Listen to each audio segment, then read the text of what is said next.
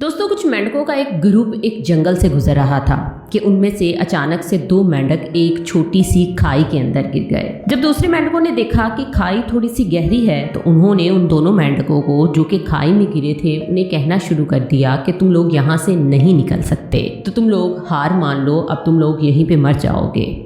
उन दोनों मेंढकों ने बाहर वालों की बात को इग्नोर करते हुए अपनी कोशिश को जारी रखा, लेकिन बाहर वाले मेंढक मुसलसल उन्हें कहते रहे कि ये खाई बहुत गहरी है, तुम लोग इतनी बड़ी छलांग कभी भी नहीं लगा सकते और कभी भी यहाँ से बाहर नहीं निकल सकते।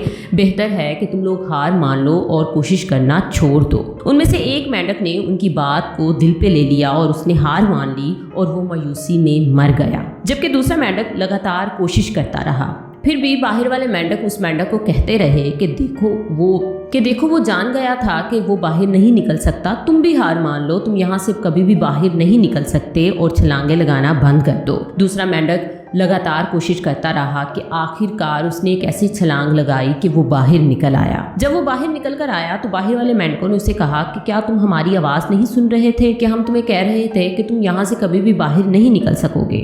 तो उस मेंढक ने उन्हें बताया कि वो बहरा है और उसे लगा कि आप सब मुझे हिम्मत दे रहे हो और कह रहे हो कि मैं कर सकता हूँ ये। तो दोस्तों, इस कहानी से हमें अखलाकी सबक ये मिलता है कि लोगों के अल्फाज दूसरों की ज़िंदगी पर बहुत गहरा असर डालते हैं, इसलिए बोलने से पहले सोचा करें। बाज़ औक़ात कुछ अल्फाज ज़िंदगी जबकि कुछ अल्फाज मौत का सबब बनते हैं।